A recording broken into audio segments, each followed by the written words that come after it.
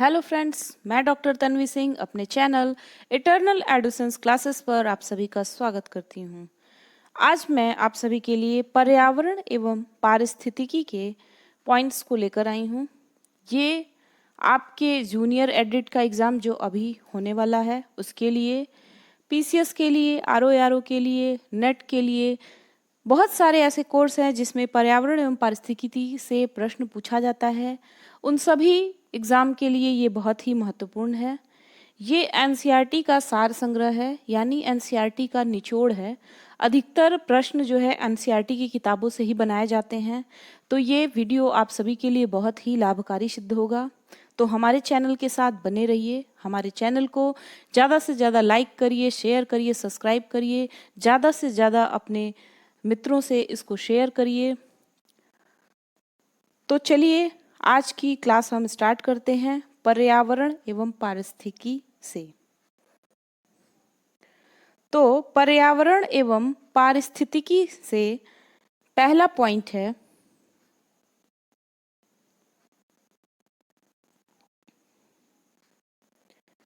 पारिस्थितिकी, इकोलॉजी किनके मध्य पारस्परिक संबंधों का अध्ययन है? तो ये जीव और वातावरण के मध्य पारस्परिक संबंधों का अध्ययन है। अगला प्रश्न है पर्यावरण के 3 प्रमुख घटक कौन कौन से हैं? तो पर्यावरण के 3 घटक हैं जैविक संघटक, अजैविक या भौतिक संघटक तथा ऊर्जा संघटक। अगला है सर्वप्रथम गहन पारिस्थितिकी शब्द का प्रयोग किसने किया? ये बहुत पूछता है एग्जाम में, बहुत इंपॉर्टेंट है। गहन पारिस्थितिकी, डीप इकोलॉजी, अर्नी नेस ने इसका प्रयोग किया था। अगला है घास स्थल, वन, मरुस्थल किस पारिस्थितिकी तंत्र का उदाहरण है? तो ये स्थलीय पारिस्थितिकी तंत्र के उदाहरण हैं। अगला है एक पद जो केवल जीव द्वारा ग्रहण किए गए स्थान का ही नहीं बल्कि जीवों के समुदाय में उसकी कार्यात्मक भूमिका का भी वर्णन करता है, क्या कहलाता है? तो ये पारिस्थितिकी कर्मता कहलाता है। अगला प्रश्न है 10% का नियम किस वैज्ञानिक ने दिया था? तो 10% का नियम रेमंड लिंडेमैन ने दिया था। अगला है 10% नियम किससे संबंधित है? तो जो 10% नियम है ये ऊर्जा के खाद्य के रूप में एक पोषी स्तर से दूसरे पोषी स्तर तक पहुंचने से संबंधित है। अगला है धारणीय या अस्थायी विकास की अवधारणा सर्वप्रथम किसने प्रस्तुत की थी? तो ये ब्रटलैंड कमीशन ने वर्ष 1987 में प्रस्तुत की थी। ये सारे प्रश्न एनसीईआरटी की किताबों में हैं, तो आप इनको ज़रूर देखिए। ये आपके इजी से इजी और टफ से टफ एग्ज़ाम के लिए बहुत ही महत्वपूर्ण साबित होगा। तो आप इसको देखिए, समझिए, याद करिए। अगला है सर्वाधिक अस्थाई पारितंत्र कौन सा है? ये बहुत बार एग्जाम में आया है, तो इसको याद कर लीजिए कि महासागर जो है वो सर्वाधिक स्थायी पारिस्थितिकी तंत्र है। अगला है पारितंत्र में खाद्य श्रृंखलाओं के संदर्भ में किस प्रकार के जीव अपघटक कहलाते हैं? तो जो कवक और जीवाणु होते हैं वे अपघटक कहलाते हैं। अगला है स्थलीय पारिस्थितिकीय तंत्र में जीव भार का पिरामिड कैसा होता है? तो जीव भार का पिरामिड सीधा होता है। ये भी बहुत बार एग्जाम में पूछता है, इसको देख लीजिए। जीव भार का पिरामिड किस पारिस्थितिकी तंत्र में उल्टा विपरीत दिशा में बनता है? तो जलीय पारितंत्र में जीव भार का पिरामिड जो होता है वो उल्टा बनता है। अगला प्रश्न है पारिस्थितिकीय तंत्र में तत्वों के चक्रण को क्या कहते हैं? तो तत्वों के चक्रण को जैव भू रासायनिक चक्र कहते हैं। अगला है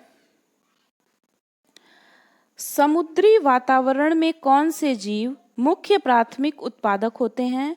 तो फाइटोप्लैंक्टन्स जो होते हैं ये समुद्री वातावरण में मुख्य प्राथमिक उत्पादक होते हैं। अगला प्रश्न है, पारितंत्र का गतिक हृदय किसे कहा जाता है?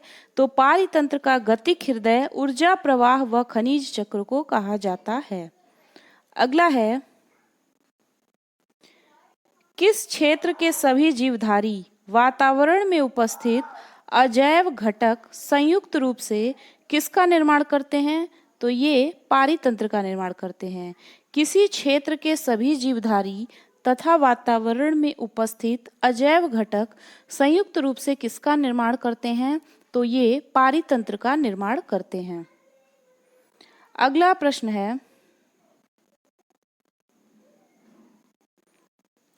पारिस्थितिकी तंत्र की ऊर्जा का प्रमुख स्रोत किसे माना जाता है? तो सौरिक विकिरण को, सोलर रेडिएशन को ऊर्जा का प्रमुख स्रोत माना जाता है। ठीक है, अब देखिए, हम देखेंगे कि भारत में रामसर आर्द्र भूमियां, आजकल एग्जाम में पूछता है कि भारत में टोटल कितनी रामसर आर्द्र भूमियां हो गई हैं? तो टोटल हो गई हैं 42। तो हम बस राज्यों को देख लेंगे और आर्द्र भूमियों को देख लेंगे कि कौन कौन सी आर्द्र भूमियों को रामसर का दर्जा प्रदान किया गया है। ठीक है, तो पहले तो इसकी संख्या याद कर लीजिए कि इस समय इसकी संख्या 42 हो गई है। तो अब हम देखते हैं इसको। जम्मू कश्मीर, तो जम्मू कश्मीर में वुलर झील, होकेरा आर्द्र भूमि और सूरिनसर मानेसर। फिर लद्दाख में इत्सो मोरोरी झील, इत्सोकार आर्द्र भूमि क्षेत्र। फिर है हिमाचल प्रदेश में चंद्रताल, पोंग डैम झील, रेणुका सबसे छोटी आर्द्र भूमि। फिर पंजाब में हरिके झील को कृत्रिम आर्द्र भूमि, कांजली झील, रोपड़ झील, व्यास कंजर्वेशन रिजर्व, केशवपुर मियानी सामुदायिक रिजर्व और नांगल वन्यजीव अभयारण्य। मैं इसको पढ़ दे रही हूँ, आपके लिए इम्पोर्टेंट है उत्तर प्रदेश का। तो ऐसे आप देख सकते हैं कि कितनी हैं। तो जम्मू कश्मीर, लद्दाख, हिमाचल प्रदेश, पंजाब, केरल, राजस्थान, ओडिशा, आंध्र प्रदेश, असम, तमिलनाडु। ठीक है, तो आप देख सकते हैं केरल में अष्टमुडी, षष्ठम कोट्टा, बेम्बनाड, ये सब आर्द्र भूमि है। राजस्थान में सांभर झील, केवलादेव राष्ट्रीय उद्यान, ओडिशा में चिल्का झील, भीतरकनिका मैंग्रोव, आंध्र प्रदेश में कोलेरू झील, असम में दीपोर बील, तमिलनाडु में पाइंट कैलिमर वन्यजीव अभयारण्य। ठीक है, त्रिपुरा में रुद्र सागर झील को, ठीक है, मणिपुर में लोकटक झील मॉन्ट्रेक्स रिकॉर्ड में शामिल है। अब आपके लिए इम्पोर्टेंट है उत्तर प्रदेश। तो उत्तर प्रदेश में देखिए किसको किसको लिया है। ऊपरी गंगा नदी तंत्र, वज्रघाट से नरौरा, नवाबगंज पक्षी अभयारण्य, फिर समाना पक्षी अभयारण्य, समसपुर पक्षी अभयारण्य, पार्वती अर्गा पक्षी अभयारण्य, शांडी पक्षी अभयारण्य। ठीक है, फिर है सरसई नवार झील, सूर सरोवर। तो टोटल अगर पूछ दे कि उत्तर प्रदेश में कितने हैं तो 12। ये एग्जाम में पूछ भी चुका है कि उत्तर प्रदेश में टोटल रामसर आर्द्र भूमियों की संख्या कितनी है। तो वैसे तो पूरे भारत में 42 हैं। तो आप चूंकि यूपी का एग्जाम देने वाले हैं तो ये जूनियर एडेड में भी पूछ सकता है। तो रामसर जो आर्द्र भूमियाँ हैं वो टोटल 12 हैं। ठीक, फिर पश्चिम बंगाल में है पूर्वी कोलकाता आर्द्र भूमि सुंदरबन, फिर मध्य प्रदेश में है भोज आर्द्र भूमि, गुजरात में है नल सरोवर पक्षी अभयारण्य, महाराष्ट्र में है नंदुर मधमेश्वर लोनार झील, बिहार में है काबर ताल आर्द्र भूमि और उत्तराखंड में है आसन कंजर्वेशन रिजर्व। तो उत्तराखंड का एक ही है, ठीक है, आसन कंजर्वेशन रिजर्व। यूपी में 12। ठीक, अब ये देख लीजिए एक लाइन, पारिस्थितिकी तंत्र का पारिस्थितिकी तंत्र शब्द का सर्वप्रथम प्रयोग किसने किया था? तो सर्वप्रथम प्रयोग किया था एजी टॉन्सले ने। ठीक है, ये आपके लिए बहुत ही इंपॉर्टेंट है। अब हम देखेंगे बायोम एवं जैव मंडल के प्रश्नों को। ठीक है, तो चलिए इसको देख लेते हैं। पृथ्वी पर पेड़ पौधों तथा जीव जंतुओं सहित सभी प्रमुख पारिस्थितिकी तंत्र क्या कहलाते हैं? बायोम कहलाते हैं। बायोम किसको कहते हैं? पृथ्वी पर पेड़ पौधों तथा जीव जंतुओं सहित सभी प्रमुख पारिस्थितिकी तंत्र को बायोम कहते हैं। फिर पृथ्वी पर सबसे बड़ा बायोम कौन सा है? जलीय बायोम। सबसे कम जैव विविधता तथा जैव भार वाला बायोम कौन सा है? Tundra biome. फिर है जैव मंडल के अंतर्गत किन संघटकों का सम्मिलित किया जाता है? तो जैव मंडल के अंतर्गत जैविक एवं अजैविक घटक को सम्मिलित किया जाता है। फिर है कौन सा तंत्र किसी समुदाय के सभी जीवों में संबंध स्थापित करता है? खाद्य जाल जो है वो किसी समुदाय के सभी जीवों में संबंध स्थापित करता है। फिर अगला है सभी उपभोक्ताओं में कौन सा गुण पाया जाता है? तो परपोषी जो होता है वो सभी उपभोक्ताओं में ये गुण होता है। अब ये इंपॉर्टेंट पॉइंट है, इसको देख लीजिए। वे जातियां जो किसी समुदाय में प्रचुरता तथा जैव भार की अल्पता के बाद भी सामुदायिक अभिलक्षणों पर अपना प्रभाव दर्शाती हैं, की स्टोन प्रजातियां कहलाती हैं। तो एक प्रश्न बनता है कि की स्टोन प्रजातियां किसे कहते हैं? तो की स्टोन प्रजातियां वे होती हैं जो किसी समुदाय में प्रचुरता तथा जैव भार की अल्पता के बाद भी सामुदायिक अभिलक्षणों पर अपना प्रभाव दर्शाती हैं, उनको हम कीस्टोन प्रजातियां कहते हैं। अब आगे है एबोनी तथा महोगनी वृक्ष किन वनों से संबंधित हैं? तो ये उष्णकटिबंधीय सदाबहार वनों से संबंधित है। अगला है साल, सागौन तथा शीशम किस बायोम के वृक्ष हैं? तो ये मानसूनी वन बायोम हैं। फिर अगला है किस बायोम की भूमि अम्लीय तथा अल्प खनिज वाली होती हैं? तो जो शंकुधारी वन होते हैं उनकी भूमि अम्लीय तथा अल्प खनिज वाली होती हैं। फिर अगला है विषुवत रेखा से ध्रुवों की ओर जाने पर पारिस्थितिकी उत्पादन पर क्या प्रभाव पड़ता है? ये पहले बढ़ता है फिर घटता है। अगला है किस बायोम में सबसे कम तापांतर पाया जाता है? तो अयनवर्ती सदाबहारी वर्षा वन बायोम में सबसे कम तापांतर पाया जाता है। अगला है किस बायोम में प्राथमिक उत्पादकता सर्वाधिक होती जाती है? विषुवतवतीय वन बायोम में प्राथमिक उत्पादकता सर्वाधिक होती जाती है। अगला है विश्व का सर्वाधिक विक्षुब्ध पारिस्थितिकी तंत्र कौन सा माना जाता है? तो जो मानसूनी बायोम होता है वो विश्व का सर्वाधिक विक्षुब्ध पारिस्थितिकी तंत्र माना जाता है। अब यहाँ पे हम एक इम्पॉर्टेंट पॉइंट देख लेते हैं। यूकेलिप्टस वृक्ष को पारिस्थितिकी शत्रु कहा जाता है। यह ऑस्ट्रेलिया महाद्वीप में बहुतायत पाया जाता है। तो पारिस्थितिकी शत्रु पूछता है किसे कहा जाता है? तो यूकेलिप्टस को कहा जाता है। ये कहाँ पाया जाता है? ये ऑस्ट्रेलिया महाद्वीप में पाया जाता है। अगला है सागर जल के नितल तलहटी में रहने वाले जीवों को कौन सी संज्ञा दी जाती है? इनको बेंथस कहा जाता है। बेंथस किसे कहा जाता है? सागर जल के नीतल यानी जो सागर जल होता है उसकी तलहटी में रहने वाले जीवों को बेंथस कहा जाता है। फिर अगला है रेंडियर किस बायोम का जंतु है? रेंडियर जो है टुंड्रा बायोम का जंतु है। तो टुंड्रा बायोम का जंतु कौन है? रेंडियर है। ये भी बहुत ही इंपॉर्टेंट है आपके एग्जाम के लिए। अगला है भारत में वन सर्वेक्षण विभाग द्वारा कब से वन रिपोर्ट का प्रकाशन किया जा रहा है? तो वर्ष 1987 से वन रिपोर्ट का प्रकाशन किया जा रहा है। अब यहीं पे हम देख लेते हैं एक इम्पॉर्टेंट पॉइंट। देहरादून स्थित भारतीय वन सर्वेक्षण संस्थान के द्वारा प्रति 2 वर्ष के अंतराल पर भारत वन स्थिति रिपोर्ट प्रकाशित की जाती है। तो पूछ सकता है कि वन स्थिति रिपोर्ट जो है वो किसके द्वारा प्रकाशित की जाती है? तो ये भारतीय वन सर्वेक्षण संस्थान जो देहरादून में है, उनके द्वारा प्रति 2 वर्षों के अंतराल पर भारत वन स्थिति रिपोर्ट को प्रकाशित किया जाता है। अगला प्रश्न है, लानोस तथा कैंपोस घास किस बायोम में पाई जाती है? तो ये उष्णकटिबंधीय घास बायोम में पाई जाती है।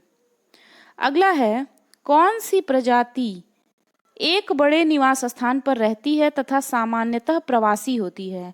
अम्ब्रेला प्रजाति जो होती है वो एक बड़े निवास स्थान में रहती है और सामान्यतः ये प्रवासी होती है। प्राकृतिक वनस्पति का सर्वाधिक विकसित क्षेत्र कौन सा है? तो पतझड़ वन जो होता है वो प्राकृतिक वनस्पति का सर्वाधिक विकसित क्षेत्र है। अगला है, अनुकूलतम बायोम की दशाएं किस बायोम में पाई जाती हैं? तो अयनवर्ती सदाबहारी वर्षा वन बायोम में अनुकूलतम बायोम की दशाएं पाई जाती हैं। अगला है, हाथी घास किस बायोम की एक प्रमुख घास है? तो सवाना बायोम की। अगला है, किसी भी बायोम में प्राणियों का जीवन उनकी क्रियाशीलता की तीव्रता तथा उनकी संख्या किस पर निर्भर करती है? तो संरचना, सकल बायोमास और जातियों के संगठन पर किसी भी बायोम में प्राणियों का जीवन, उनकी क्रियाशीलता, तीव्रता और उनकी संख्या निर्भर करती है। अगला है, विश्व के किस बायोम को प्रमुख अन्न भंडार तथा दुग्ध व्यवसाय केंद्र कहा जाता है? तो जो शीतोष्ण घास बायोम होता है उसको विश्व का प्रमुख अन्न भंडार और दुग्ध व्यवसाय का केंद्र कहा जाता है। अगला है, की स्टोन प्रजातियों का संरक्षण करना आवश्यक है। क्यों? पारितंत्र की अन्य प्रजातियां की स्टोन प्रजातियों के प्रति अत्यंत संवेदनशील होती हैं। की स्टोन प्रजातियों के विलुप्त होने पर अनेक अन्य प्रजातियां भी विलुप्त हो जाती हैं। अगला है, पौधों की जाति, उनकी संरचना एवं वृद्धि किस पर निर्भर करती है? पर्यावरण के भौतिक एवं जैविक कारकों के अंतर संबंध पर निर्भर करती है। अगला है, पर्णपाती वन किस प्रकार के बायोम में पाए जाते हैं? तो ये मानसून वन बायोम में पाए जाते हैं। अगला है, दो भिन्न पारिस्थितिकी तंत्रों के मध्य स्थित संक्रमण मंडल क्या कहलाता है? इकोक्लाइन कहलाता है। इकोक्लाइन किसको कहते हैं? दो भिन्न पारिस्थितिकी तंत्रों के मध्य स्थित संक्रमण मंडल को इकोक्लाइन कहते हैं। सर्वप्रथम पारिस्थितिकी स्तूप की परिकल्पना किसने की थी? चार्ल्स एल्टन ने। अगला प्रश्न है, भारत के किस क्षेत्र को पारिस्थितिकी उष्ण स्थल की संज्ञा दी जाती है? तो जो पश्चिमी घाट है उसको पारिस्थितिकी उष्ण स्थल की संज्ञा दी जाती है। अब एक इंपॉर्टेंट पॉइंट यहीं पे आप देख लीजिए, उष्णकटिबंधीय सदाबहार बायोम को पृथ्वी के फेफड़े के नाम से जाना जाता है। तो पृथ्वी के फेफड़े के नाम से किसको जाना जाता है? उष्णकटिबंधीय सदाबहार बायोम को पृथ्वी के फेफड़े के नाम से जाना जाता है। तो हमने बायोम को देख लिया। बायोम क्या है कि पृथ्वी पर पेड़ पौधों तथा जीव जंतुओं सहित सभी प्रमुख पारिस्थितिकी तंत्र जो होते हैं वो बायोम कहलाते हैं। हमने पर्यावरण एवं पारिस्थितिकी तंत्र की बहुत सारे पॉइंट्स को देखा।